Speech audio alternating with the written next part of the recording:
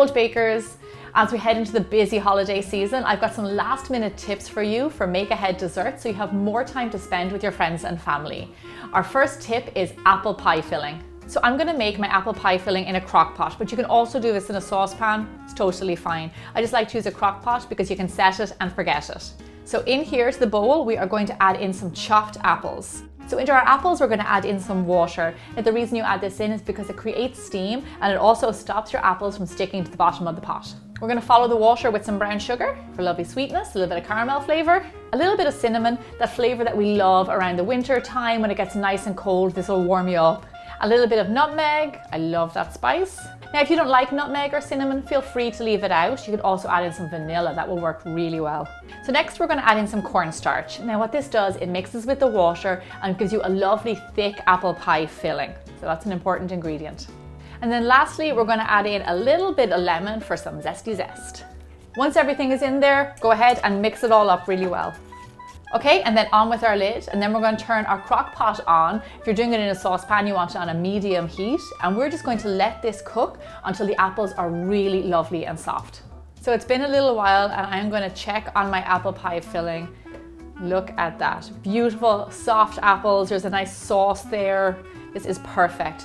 So the real beauty of this apple pie filling is that you put it into a sterilized, clean jar, fill it up, then pop this guy into the fridge and it will stay fresh for up to 4 weeks. So during the holidays when people drop into your house, you didn't know that they were coming, you have a pie filling ready to go for them.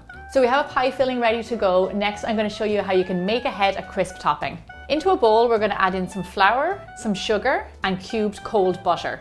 Okay, this is my favorite part. We're going to go in with our fingers and we're just going to rub in the butter into the dry ingredients until it resembles fine breadcrumbs. So after a few minutes, this is what it will look like.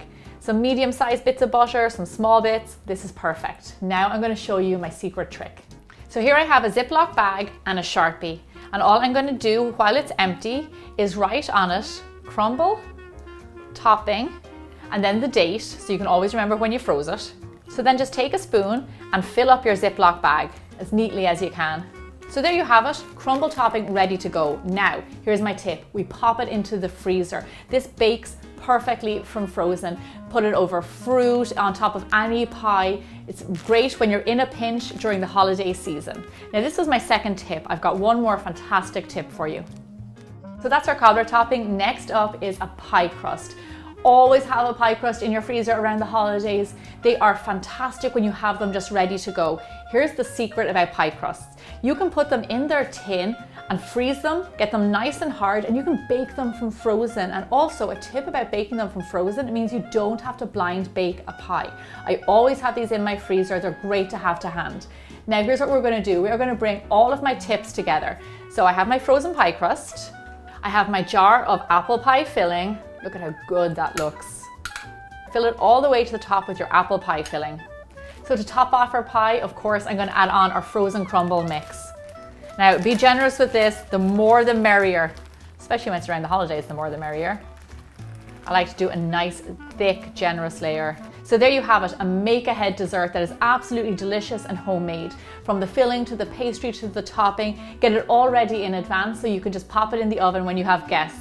So these are just a few tips to get you through the holidays. I have lots more videos like this as part of my Bold Baking Basics series, so make sure you tap that subscribe button so you don't miss out.